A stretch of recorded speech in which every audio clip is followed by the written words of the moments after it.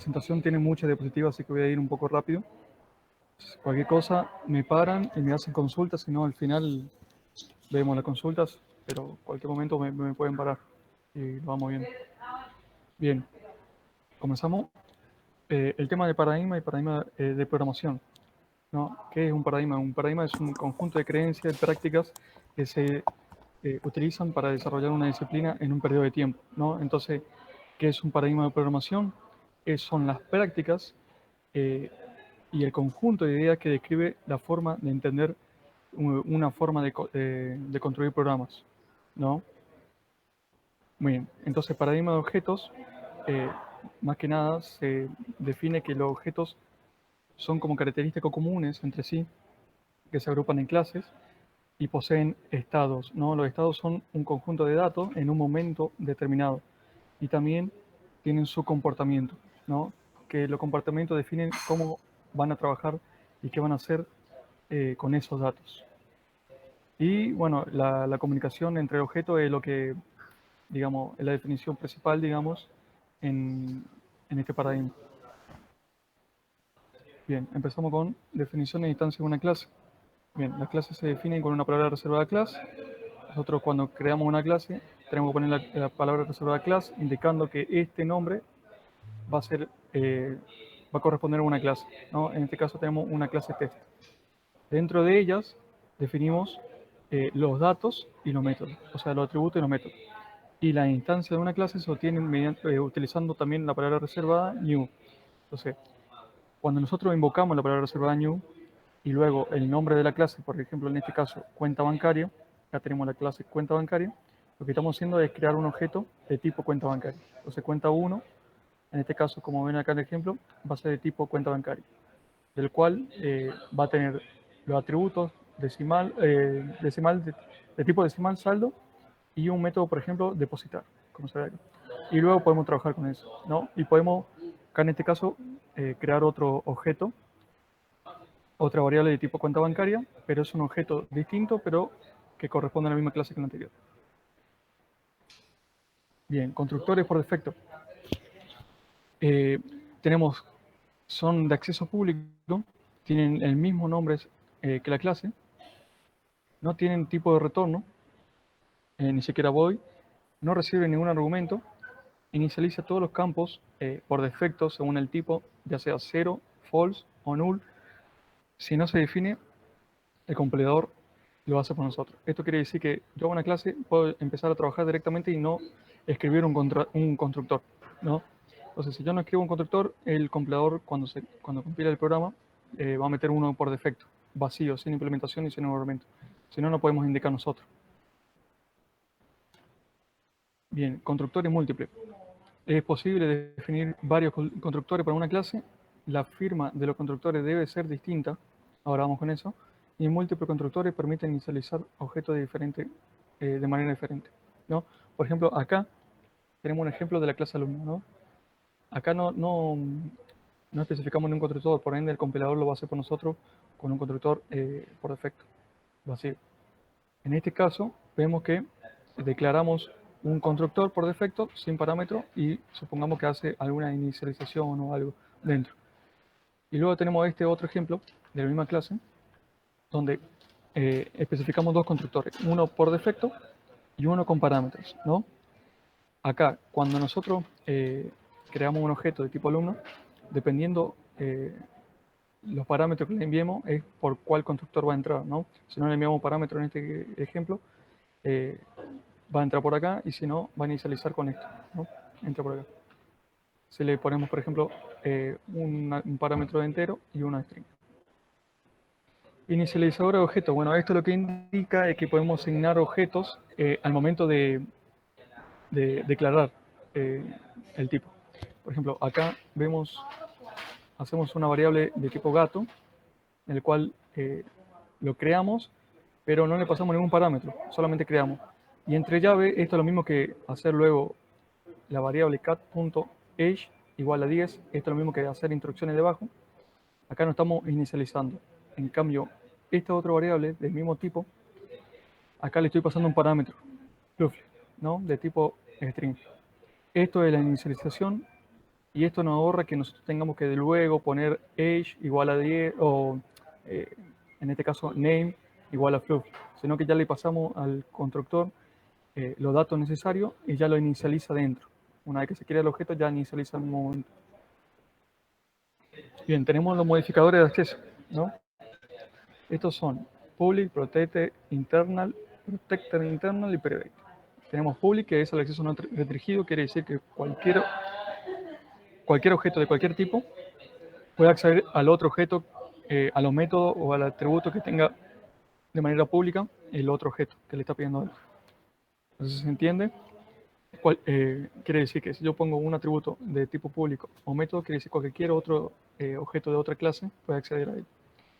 Protected dice que es acceso limitado a la propia clase y su derivada. Por ende, yo hago métodos protected o atributo protected, quiere decir que solamente el objeto de la propia clase o de todas las que hereden de ella pueden usar esos atributos y métodos. Internal, esto es un poco más complicado, lo que dice es acceso limitado al assembly, donde está declarada la clase. Este es el modificador por defecto. Si nosotros no podemos modificadores de acceso, ya por defecto el compilador lo pone interno, aunque no lo veamos. Lo podemos declarar nosotros mismos, ¿no? Esto lo que hace es que los métodos de atributos que sean de acceso internal eh, pueden ser vistos, o sea, usados por todas las clases que estén generadas dentro del mismo código DLL en este caso, no cuando se compila. Esto, por ejemplo, cuando tenemos una solución con varios proyectos, si en un mismo proyecto tengo una clase con un método interno, solamente las clases que están dentro de ese proyecto, porque en el momento de compilar se va a armar un DLL, van a poder acceder a eso. Y protected interna es lo mismo, solamente que las clases que derivan de ella. Porque puedo tener, por ejemplo, dos proyectos en una solución, ¿no? Pero yo puedo tener una clase padre en un proyecto y una clase hija que hereda del padre en otro proyecto. Pero si al padre le pongo un método protected internal, la hija no va a poder acceder a ese método porque está en otro proyecto al momento de compilar. Y private directamente es acceso restringido, solamente la misma clase puede acceder a ellos. Bien, datos miembros de una clase. Dice, dato común a todos los objetos de una determinada clase se declaran de la siguiente manera. Bueno, estos son atributos, miembros, por ejemplo, private int edad, en este caso. Eh, Acá estoy diciendo que es privado, solamente el objeto de este tipo puede acceder a edad. Y, y acá, bueno, explica lo de this, que quiere decir que hace referencia a su propio atributo, this.edad, el objeto. Y bueno, y acá aclara que, por ejemplo, el método main es el que se usa para arrancar la aplicación en aplicaciones como de consola, por ejemplo. Bien, datos miembros de tipo y dato miembro de objeto. Bien, dice que si la definición de un miembro va precedida de la palabra static, este va a pertenecer a la clase, miembro de tipo. De lo contrario, pertenecerá al objeto, miembro de objeto. Y ya bueno, acá indica cómo acceder. Por ejemplo, acá vemos una clase cuenta que tiene dos atributos, uno interés y uno saldo, los cuales el interés es estático y el saldo es decimal. Entonces yo cuando quiero acceder, por ejemplo, al interés, yo no, tengo que acceder marcando primero el nombre de la clase, punto interés, ¿no? Que tiene valor 12.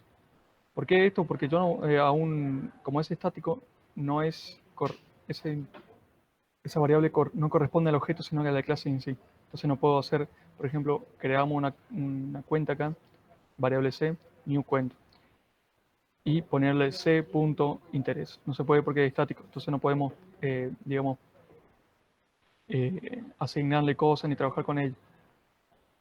Bien, y por ejemplo, saldo, sí se puede, porque no aclaramos que es estático, entonces corresponde ya al objeto, entonces se puede cambiar el valor. Definición de métodos. Dice, es un miembro de la clase que lleva a cabo una acción o calcula un valor, bueno, esto es un método. Tiene nombre, contiene bloque de código, todos los métodos pertenecen a una clase. Bien, esto es lo mismo, es un método, nombre del método, los parámetros que reciben y la implementación dentro. ¿No? Bien, todo método debe devolver un valor, si no devuelve nada se indica void. Si devuelve algo, se debe indicar con la instrucción return objeto que debe conseguir con el tipo de vuelta. Bien, el nombre del método precedido del tipo que va a devolver, ¿no? Si por ejemplo va a devolver un tipo int entero, tiene que hacer, después de las instrucciones, retornar siempre algún retorno eh, de un objeto que sea de tipo entero, en este caso. Acá se le pasa los parámetros. Si ponemos void, eh, no se le pone el retorno al método, pues no devuelve ningún tipo en sí. En sí, digamos que devuelve tipo void, pero no se le escribe el retorno. Bien, devolución de valores, bueno, el retorno, acá como estamos viendo, el método se debe declarar con un tipo que no sea void, para, es lo que expliqué recién, lo del tipo de retorno. Por ejemplo, acá tengo entero, debo devolver un entero. En este caso, acá declaré e inicialicé dos tipos enteros. Entonces yo acá lo estoy usando y acá estoy declarando una x, que x igual a 2 más 2, ¿no? Entonces va al método 2 más 2 y lo que devuelve a esto es lo que va a asignar a la x. Entonces acá lo que estamos haciendo es mostrar por consola. Bien, ahora los métodos estáticos, así como el atributo que vimos recién, los métodos también pueden ser estáticos, precedido por la palabra static, y los métodos que pertenecen a la clase tipo, no a la instancia. Esto es lo mismo, los métodos pertenecen a la clase y no al objeto. Las variables que se utilizan dentro del método deben ser privadas del método o estáticas de clase. Por ejemplo, acá vemos que en una clase tenemos declarado un entero, pero no le pusimos de tipo estático. Acá tenemos otro entero de tipo estático, entonces acá en el método estático nosotros no podemos usar la x y aumentarle 2. Va a tirar error porque no podemos cambiar ese valor. Porque acá lo que estamos diciendo es que cambia el valor a la variable del objeto, pero esta variable no corresponde al objeto, sino corresponde a la clase. En cambio, el i igual a 9, sí se puede hacer en un método estático. Bien, acá tenemos un método de paso por parámetro, ¿no? Existen tres maneras: de paso por valor, por referencia, parámetro de salida. Nosotros siempre, por lo general, nosotros conocemos mucho el valor y lo usamos siempre, de paso por valor. Bien,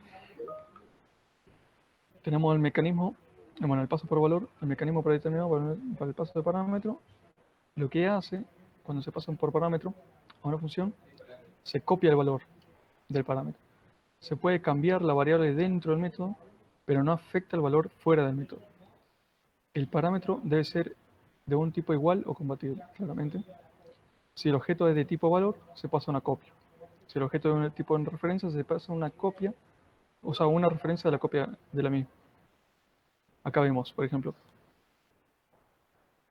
vemos un método suma 1. Bueno, acá empieza el main. Acá una variable entera igual a 6, y abajo estamos llamando a la función suma 1 y le pasamos la k. Entra al método suma 1 y hacemos, le incrementamos un 1 a la variable. Acá lo que está haciendo es la k, está copiando acá dentro de este método. Por ende, cuando hacemos una impresión por consola, como se muestra abajo de la k, va a devolver 6 y no 7. Porque no importa lo que pase acá dentro, eh, el valor va a seguir siendo el de afuera, salvo que nosotros le pongamos k igual a suma 1, y a suma 1, en lugar de ser retorno void, le pongamos un entero, ¿no? Que devuelva un entero. Ahí sí, porque le estamos diciendo que k es igual al retorno del método. Pero si no, es una copia. O sea, en espacio de memoria son distintos. Bien, el paso por referencia no es una copia, sino que cuando lo llamamos, estamos pasando la referencia de la variable. En este caso, si ven en el ejemplo de abajo, tenemos que anteponer, digamos, la palabra reservada ref y la variable, ¿no? En este caso, un tipo entero, les pasamos suma 1. Suma 1 recibe la referencia del entero x, y a x le sumamos 1. Entonces, cuando nosotros imprimimos por consola en el método main, como vemos acá, no va a devolver 1, sino que va a mostrar 2, porque acá le estamos indicando en la misma posición de memoria, digamos, es la misma variable en la misma posición de memoria. Estamos trabajando con eso, y no se hace una copia. Bien, y el parámetro de salida Es al revés, por ejemplo, si nosotros, es como un ref, se trabaja con la misma variable, solamente que, por ejemplo, declaramos la variable pero no la inicializamos. Y llamamos a un método y le ponemos la palabra reservada out x. Entonces, cuando vamos al método, tenemos que poner out al tipo y el nombre de variable que le queramos poner. Entonces, nosotros, por ejemplo, acá inicializamos la x en 1. Entonces, al ser la misma variable, el mismo espacio de memoria, x va a tener igual a 1. Entonces, si nosotros, por ejemplo, hacemos una impresión por consola acá abajo, va a mostrar 1 también. Es como la referencia, solamente que podemos inicializarla por dentro del otro método. ¿Para qué se usan estos dos? Por el general es para, se usa en proyectos donde se necesita hacer mucha optimización de memoria.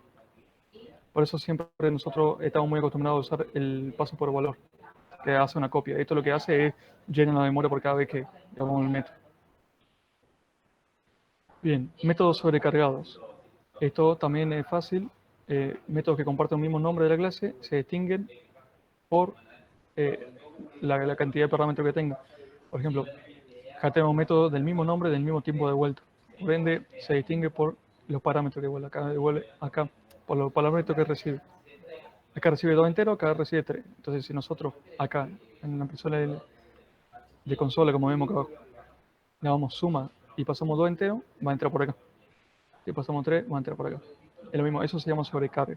Y el programa va a saber por dónde entras dependiendo de los parámetros que le mandemos. Bien, firma de métodos. La firma de método debe ser única dentro de una clase. Y bueno, la firma de método es... Perdón, yo tenía una eh, pregunta. sí, Cuando sobrecargas los métodos no tenés que escribir override. no, eso es reimplementación. Ahora lo vamos a ver más adelante. Eso es cuando nosotros reimplementamos un método de una clase padre. Eso en herencia. Ahí va, bueno. Sí, se presta siempre a confusión el tema de la sobrecarga. Sobrecarga es justamente cuando en la misma clase tenemos métodos con el mismo nombre, el tipo devuelto, pero lo único que diferencia entre ellos es la cantidad y el tipo de parámetro. Porque, por ejemplo, si yo pongo dos parámetros, si uno es string acá, ya es distinto. ¿Me explico? Porque ya recibo dos enteros acá y acá un string y un entero, en este caso. Pero si yo Claro, pongo hasta la cantidad y el tipo igual, ahí ya va a tirar error porque no sabe por dónde entrar. El tipo devuelto no lo ve. Acá en la firma, por ejemplo, no afectan en la firma. eh, el nombre de parámetro, el tipo de retorno del método. Si nosotros ponemos acá un tipo de retorno distinto y acá ponemos entero, entero, supongamos que no está este, sino que son dos enteros y acá también dos enteros, pero acá devuelve otra cosa y acá devuelve entero. Acá devuelve un string, supongamos. Igual va a tirar error, la sobrecarga. No se fija en el tipo de retorno, sino se fija en el nombre y en los parámetros que recibe, que no sean iguales. ok, gracias. Bien, lista genérica, bueno, hay unas clases que ya lo tiene el lenguaje para utilizar como colección de objetos. Se llama genérica porque podemos usar de cualquier tipo, una lista de cualquier tipo, y ya trae métodos para utilizar como el add, insert, remove, el ítem, clear, count y hay un montón más. Son clases que ya están definidas para que nos ayuden a armar colecciones. Ya tenemos un ejemplo. Vamos a ver cómo acá hice una lista de tipo string. ¿No? Entonces todos los objetos que guardemos en esta lista, con la variable marcas, van a ser de objetos de tipo string. ¿No? Acá lo declaramos. Si nosotros acá, por ejemplo, imprimimos la capacidad, marca.capacity, va a ser igual a 0, porque todavía la lista no contiene ítems, ¿no? No serán dos. Si nosotros agregamos, por ejemplo, con add, acá en este caso agregamos 4 objetos de string y un for each, bueno, que imprima todo, te va a mostrar esto mismo. Ahora, si nosotros a esa lista usamos el método remove y le pasamos por parámetro un objeto que coincida con algún ítem que está dentro, en este caso se va a fijar el string, va a ser igual a este, va a eliminar este, ¿no? Entonces la lista va a quedar con 3 elementos, no de 4, en este ejemplo. Entonces si nosotros, acá para dar otro ejemplo, imprimimos la capacidad, como habíamos visto acá arriba, ¿qué va a dar acá? Va a dar 4, no 3, aunque tenga 3 elementos. Porque la lista se agrandó a tal punto que ha tenido, digamos, 4 elementos. Entonces, en espacio de memoria es como que se agrandó tanto la lista que permite 4 ítems, aunque no tenga 4 ítems guardados, ¿no? Y el conteo lo que hace es mostrarte la cantidad de ítems que tiene en ese momento. No sé si se entiende eso.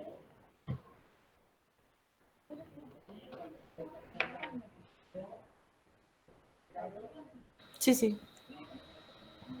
Bien. Bueno, ahora pues sí pasamos a herencia. Es la derivación de clase. Sabemos cómo se extiende la clase. Acá tenemos, por ejemplo, una clase token y una clase comment token. Se especifica con 2 puntos y luego el nombre de la clase a la que queremos derivar. En este caso, esta va a ser la clase padre y esta es una clase hija, ¿no? Bien, dice una clase derivada hereda la mayor parte de los elementos de su clase base. Una clase derivada no puede ser más accesible que su clase base. ¿Qué significa eso? Que si por ejemplo en token, que es la clase padre, tiene algún método que sea private, las clases derivadas no pueden acceder a ella, porque private, como habíamos visto en un método de acceso, no modificador de acceso, es solamente puede ser vista por la misma clase que lo tiene, ¿no? Entonces yo, aunque sea una clase hija, no puede acceder a esa clase método, a ese método privado, tampoco. Entonces por eso dice que no puede ser más accesible que su clase base. Bien, solo se permite herencia simple. Si ustedes me escuchan mal, avísenme. Bien, permite herencia simple, dice el lenguaje. ¿Qué quiere decir esto? Que nosotros no podemos derivar de 2 clases base a la vez.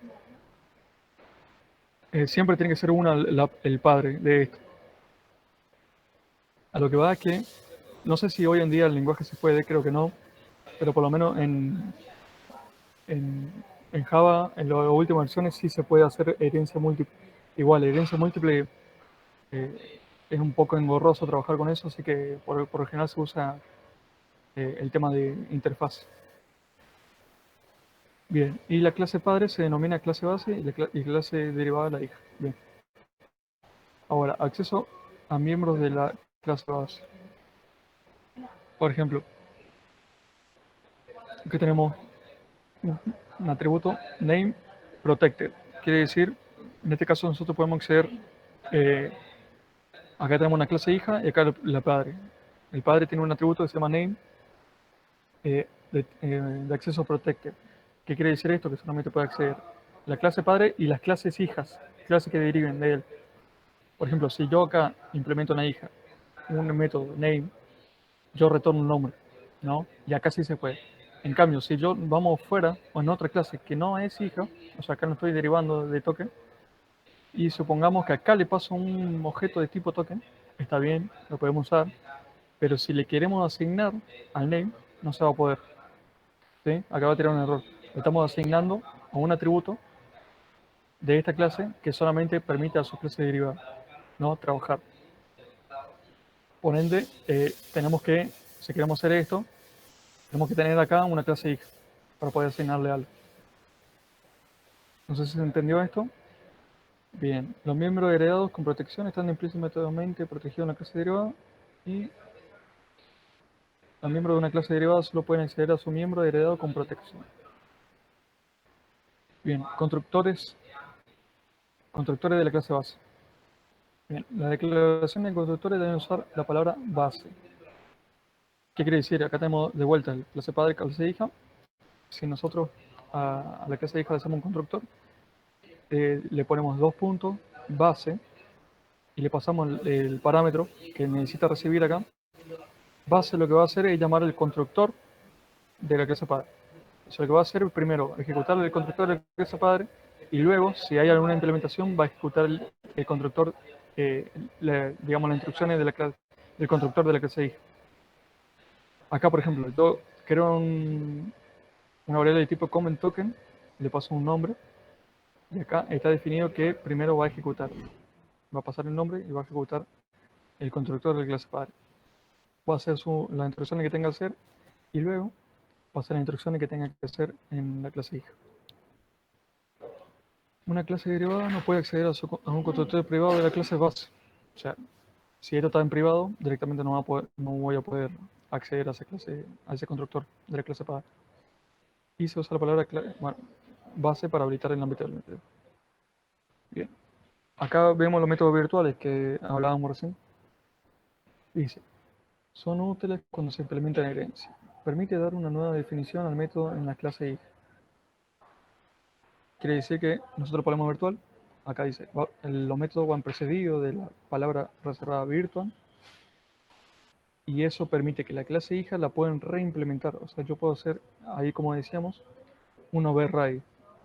Entonces la clase hija le anteponemos, o sea, si nosotros no le ponemos override al método de la clase hija y ponemos el mismo nombre que la clase base, va a tener un error. Tenemos que indicar que es override, que es una reimplementación de un método que tiene que ser virtual. Si no es virtual, no va a permitir hacer un override en la clase hija. ¿Sí? Bien, la clase hija, si se precede de override, un método en una clase hija, bueno, y el método de la clase padre no ha precedido de la virtual, se produce una error como ese. Eso es lo que decíamos. El método de la clase padre tiene que estar precedido de una virtual para que pueda ser reimplementado por una hija. Bien. No se pueden definir un método como virtual y override a la vez, sino que esto indica que override ya es virtual de por sí, de forma implícita. Entonces puede seguir reimplementando en clase hija de la hija. Y no se pueden declarar como estáticos y no se pueden declarar como privados. Los métodos virtuales.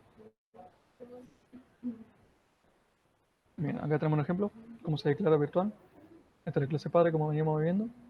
Y acá hacemos que un método name, con su implementación, lo que haya, le ponemos virtual, ¿no? O sea, la clase hijas pueden reimplementar este método name. O sea, podemos no usar lo que hace acá, sino que usar lo que hace la hija. Bien, esto es lo mismo, su utilización de métodos override. Acá vemos que, por ejemplo, acá tenemos la clase base y la clase hija. Acá estamos viendo que va a tirar un error en este método, ¿no? Line number. Estamos poniendo override a un método que se llama line number, del cual en la clase base, el mismo método con el mismo nombre no es virtual. Por ende, nosotros no podemos reimplementar. Tenemos que usar la implementación que viene ya en la clase base. En cambio, en este método name, sí. Sí, porque tiene la clase base se especifica como virtual. Entonces nosotros podemos hacer una reimplementación, ¿sí? Si no queremos usar la implementación de la clase base. Lo reimplementamos una de ellos. Bien. Bueno, las clases selladas. Las clases selladas se usan para cuando una clase no se va a derivar, ¿no? Por lo general nosotros no usamos esto, o sea, no tenemos la costumbre de hacerlo, pero si nosotros sabemos que una clase no va a ser derivada, o sea, no va a tener clase hija, nosotros la sellamos. Esto también es algo que nosotros no usamos cotidianamente, sino que se busca en proyectos donde se necesita optimizar. Entonces ya en tiempo de ejecución sabe que esa base no va a tener derivada. Entonces es como se evita esa pérdida de tiempo de buscar si tiene clase derivada en tiempo de ejecución. No sé si se entiende esto. Entonces yo acá, por ejemplo, hago una clase que se llama string. O sea, por ejemplo, hay clases que vienen con el .NET como el de tipo string, que define todas las cosas de string, y está sellado, ciel. Esto quiere decir que no va a haber derivaciones, no podemos derivar, como en este caso, a crear una clase y hacer la hija de string. No se va a poder, porque está sellada ya de por sí por el lenguaje. Bien, la clase abstracta son aquellos en la que nosotros debemos forzosamente, obligadamente derivarlas, ¿sí? Se debe anteponer la palabra abstract a su definición, o sea, abstract class es una clase. La utilidad de la clase abstracta es que pueden contener métodos para los que no se dé directamente una implementación, ¿sí? No es necesario que los métodos de una clase abstracta sean abstractos, pero sí debe ser abstracta la clase si posee un método abstracto, ¿no? ¿Qué quiere decir? Nosotros declaramos una clase como abstracta y los métodos no hace falta que le pongamos abstracto, sino que todos son abstractos de por sí. Pero Si nosotros hacemos abstracto un método, la clase debe ser abstracta para definirlo como abstracto. Ahora vamos a ver eso. Para los métodos abstractos se debe anteponer el modificador abstract y sustituir el código, bueno, por punto y coma, o sea, no por llaves, o sea, no va a tener implementación los métodos. Y todo método abstracto es implícitamente virtual. ¿Qué quiere decir esto? Si nosotros hacemos un método abstracto, es porque nosotros vamos a reimplementar en la clase if, sí o sí, porque no va a tener implementación en la clase abstracta, en el método abstracto. Entonces ya de por sí es implícitamente virtual, porque sí o sí hay que implementarlo en la if. Y se puede marcar un método como abstract y override a la vez. Acá vemos el ejemplo, cómo hacemos la clase abstracta. Y bien, acá nosotros, a ver qué dice. Bien, acá lo que está haciendo es crear una instancia con new. Estamos creando una instancia de esta clase que es abstracta. ¿Qué pasa acá? Acaba de dar error. Porque nosotros no podemos, lo que hace el abstract es que nosotros no podemos crear objetos de este tipo, sino que tenemos que crear objetos de clases derivadas de este. ¿Sí? Acá está mal la flechita. Debería indicar acá, al new token. Bien, implementación de métodos abstractos. Se usa la palabra abstract, como vemos acá, en este método. Solo las clases abstractas pueden declarar métodos abstractos y los métodos abstractos no pueden tener cuerpo. Si nosotros a este método, longitud de esta clase abstracta, o sea, nosotros no podemos definir un método abstracto si la clase no es abstracta. Va a tirar error. Entonces, a este método abstracto, sí o sí lo tenemos que implementar en una clase derivada. Por eso, no se escribe una implementación, no se escribe llaves, directamente se cierra. Se define en la clase padre y se debe implementar sí o sí en las derivadas, con un override, en este caso. ¿Por qué un override? Porque abstract también es implícitamente virtual. Bien, ahora pasamos al tema de la interfase. Dice que es la definición de un conjunto de métodos para lo que no se da implementación. Se pueden definir clases que deriven de más de una interfaz, eh, distinto a la herencia, ¿no? Que nosotros solamente podemos heredar de una. En este caso, nosotros podemos heredar de varias interfaces en una clase. Toda clase que derive de una interfaz debe implementar todos sus métodos. O sea, está obligada a implementar los métodos que se definen en la interfaz. Las interfaces no pueden tener definiciones de campos, operadores, constructores, destructores o miembros estáticos. O sea, no puede tener nada. Todos los miembros de la interfaz son implícitamente públicos. No se le puede asignar un modificador, ni siquiera se le puede asignar público. Ya por defecto es público todo. O sea, cualquier interfaz puede ser accedido por cualquier clase. Bien. Para declarar métodos se usa la palabra reservada interface. Entonces acá no es declarar método, eh, es clase, para declarar clase de tipo interfaz. Se usa interfase y como convención se suele indicar el nombre de la interfaz y por delante una i mayúscula, ¿no? Eh, Acá indicamos todos los métodos que las clases que van a derivar deben implementar sin modificador de acceso, son públicos, ya por defecto no se le debe poner nada, ni private, ni public, va a tirar todo error. Y no deben tener cuerpo, por ende no hay implementación en la interfaz. Solamente para definir cosas que obligadamente una clase que derive de ella debe implementar. Implementación de varias interfaces. Acá vamos a ver que una clase puede implementar 0 o más interfaces, o sea, si le indicamos o no. En este caso, la clase token, como vemos en el ejemplo, eh, debe implementar, le estamos indicando que debe implementar, hacer todos los métodos, implementar todos los métodos que traigan que se definan en la interfaz token, iToken, y en la interfaz iVisitable. En este caso, iToken tiene un método que se llama name y otro, y en la visitable una set. Por ende, la clase tokens debe sí o sí, obligadamente, implementarse esos dos métodos.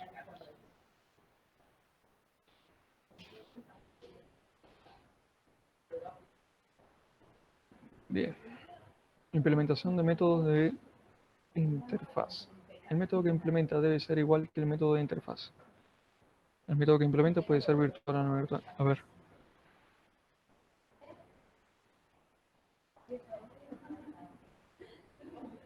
Bien, esto es lo mismo que siempre. Esto es lo que indicaba recién yo, que es la implementación dentro de la clase token.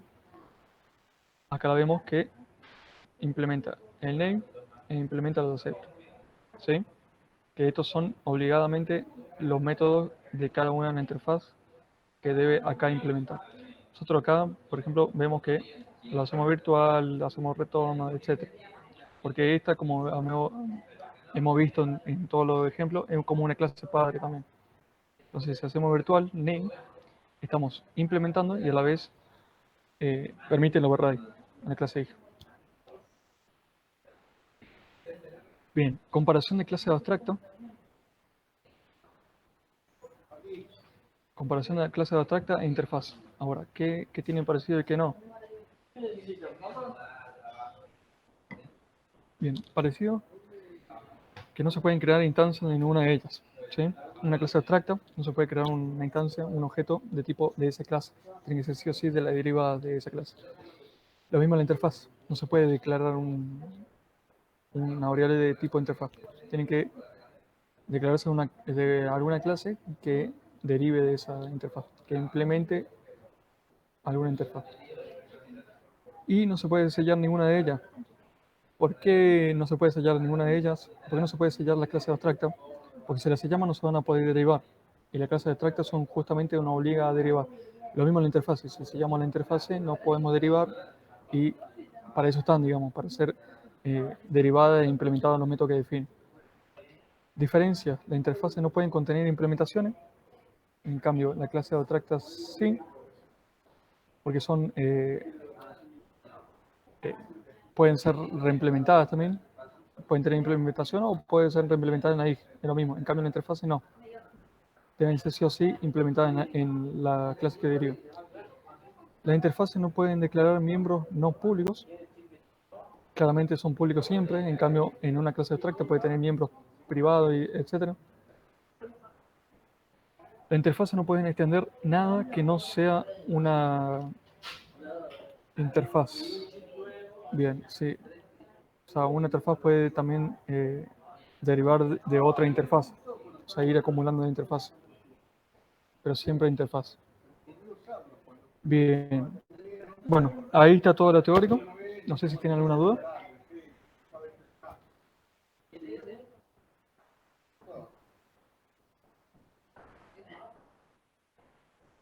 ¿Alguna duda? ¿No? Bien. Eh, bien. Vamos a pasar al práctico. Tengo entendido que ustedes no recibieron el PPT anterior. ¿El primero? Recién hoy lo subieron. Bien. Sí, fue un error ahí, se confundió Nati y lo subió hoy. Bien. Hay un ejercicio ahí para hacer que ahí, ahora explica cómo van a crear el proyecto de GESE. Van a crear una solución con varios proyectos, ¿no? Esos proyectos vamos a ir armándolo de a poco, no hay tiempo o sea, por ahora no van a tener tiempo de entrega. Eso vamos a ir creciendo el proyecto y ustedes van a ir sacando dudas. La idea es que armemos un WhatsApp, que Nati arme un WhatsApp con todos y ustedes me puedan preguntar a todo ahora, digamos. Y armamos otras cosas como por ejemplo un Slack. Yo por la noche, por ejemplo, estoy durmiendo en el Slack. Bien, el práctico del paradigma de objeto. Me pensé un requerimiento cuando ustedes lo van a tener que leer. Acá, por ejemplo, una pizzería, es sencillo. Van a tener que deducir un poco las clases que van a tener que usar y los métodos a trabajar. Yo estoy armando un proyecto en frontend con Angular. No vamos a usar nada de iniciar sesión, nada de autentificación. Así nomás un CRUD donde va a tener varios componentes. Que va a ser petición de una API, que eso más adelante vamos a ver cómo hacer la API, ¿no?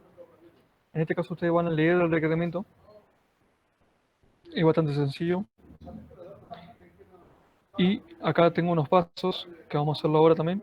que es crear, por ejemplo, vamos a crear un proyecto de acceso a datos, ¿no? Que en la siguiente clase les voy a explicar con Entity Framework cómo vamos a incorporar Entity Framework al acceso a este proyecto de acceso a datos y cómo crear modelos, la base de datos y demás con eso. Por ahora vamos a crear la capa de acceso a datos. Acá explica cómo crear el proyecto, qué deben elegir, etcétera. Y dice que vayan creando modelos, ¿no? Una clase, o sea, ustedes van a leer el requerimiento y van a deducir cuáles son las clases que van a usar, ¿no? Por ejemplo, va a salir pedido, va a salir pizza, reporte, no sé. Van a ver ahí. Y la tarea, digamos, en este práctico es que ustedes ya vayan armando las clases modelo, ¿no? Con sus atributos, que usted piense que debe llevar, ¿no?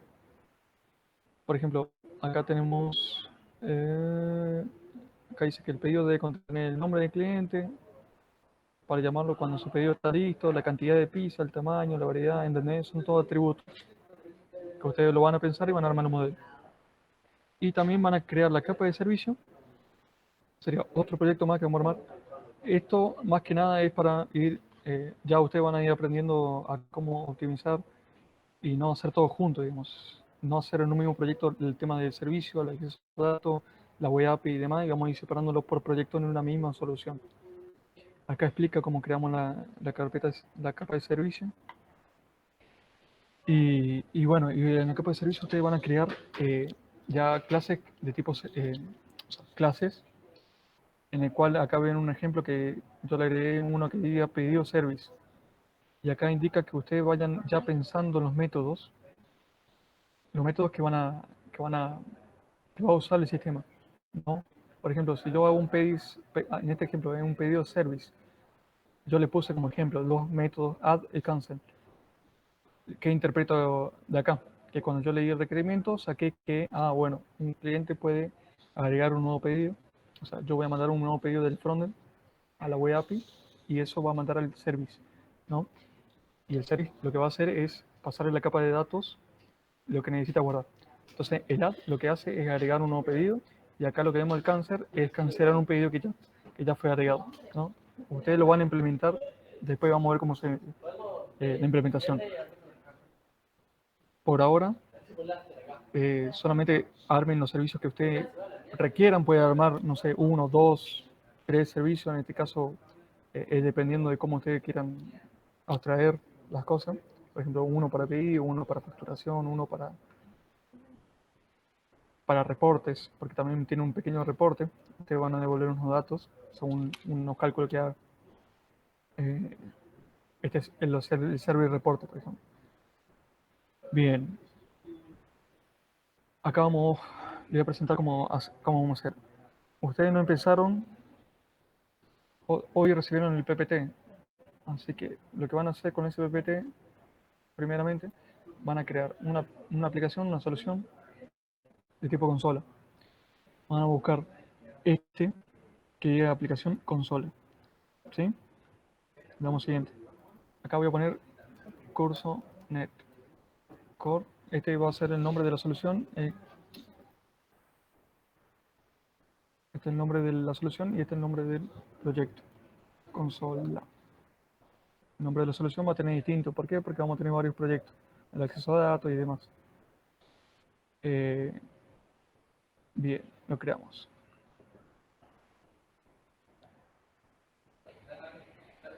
Acá lo que hice fue crear con una plantilla de librerías, ¿no? De clase. Entonces, cuando creamos, va a estar la solución, que es el conjunto de proyecto, curso NetCore, en este caso. Y ustedes van a crear, no de tipo librería, sino que una aplicación de consola NetCore. Y acá se van a encontrar con esto, con esta clase, con el método main. Y bueno, y van a hacer los ejercicios que pide el PPT primero, ¿no? Acá van implementando todo. Bien, para el segundo, no sé si se entendió esto es práctico. Para el primero, acá van a resolver, pueden crear más clases si quieren, con agregar, nuevo elemento, crean otra clase, pueden hacer llamada a esa clase y resolver lo que dicen, y así.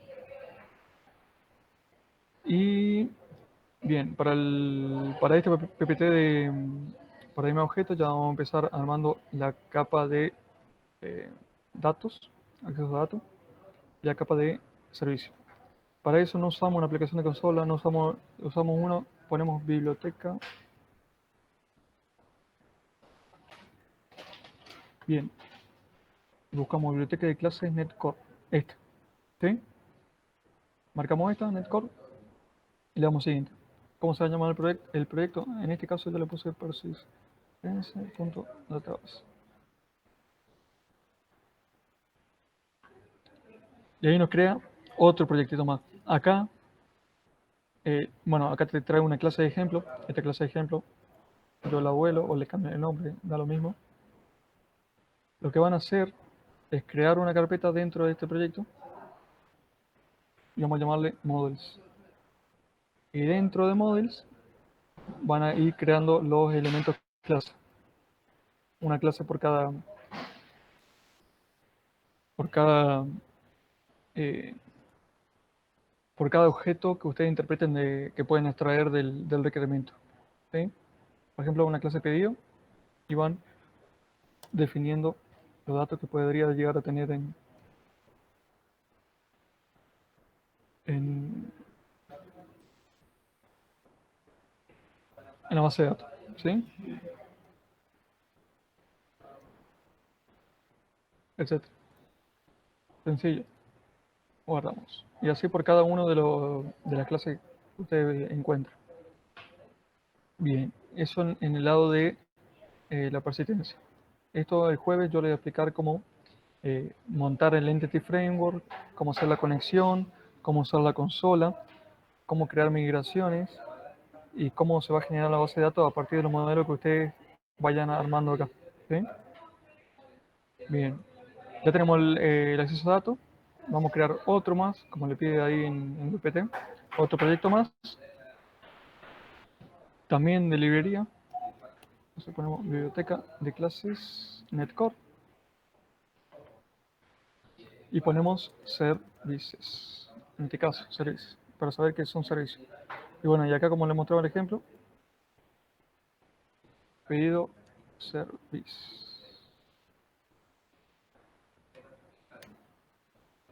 ¿No? Y acá implementamos todos los métodos que quieran.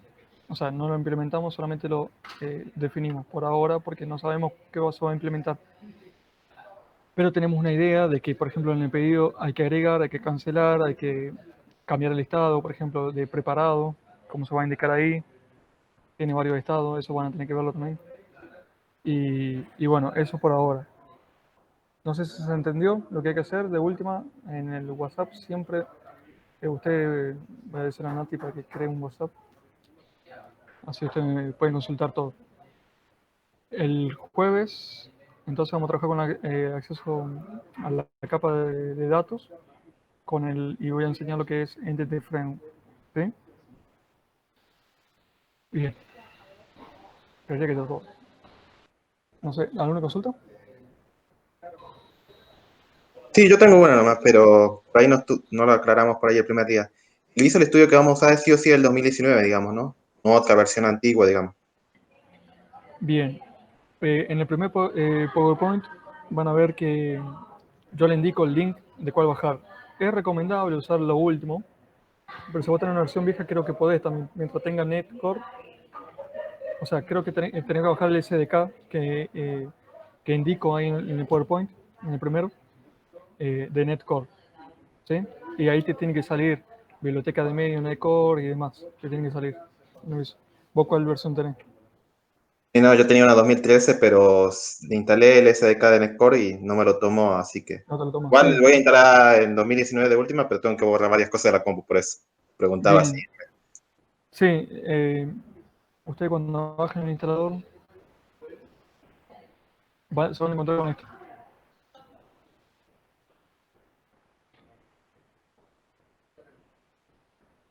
Cuando baje el instalador de Visual Studio, eso no lo puse en el primer PowerPoint. Mira, acá me está pidiendo actualizar, ya está molestando. Bueno, se puso a actualizar, así que no puedo hacer nada, pero Le va a mostrar una pantallita con qué quieren instalar. De última, me avisas por WhatsApp, yo te digo lo único necesario que tienen que instalar, porque tiene un montón de cosas para instalar. Y sí, pesa bastante todo, si le das muchas cosas. ¿Sí? Listo, dale, dale. Siempre el Visual Studio te va a instalar algo que se llama este Visual Studio Installer, que vos lo abrís y va a tener todos los componentes que vos podés ir tildando y le podés modificar, actualizar, te baja las cosas nuevas, la nueva herramienta. Bien, ¿algo más?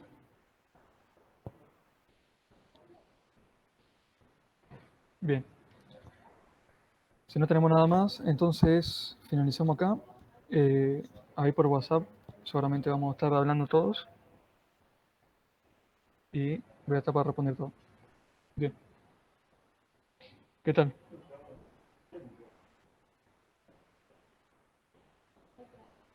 ¿Qué tal le pareció? No, de ¿Bien? 10. Muy bueno. Bien. Bien, cualquier duda al WhatsApp, ahí seguramente voy a estar hablando con Nati. Bien, me alegra que le haya gustado. Chao chicos. Chao, nos vemos.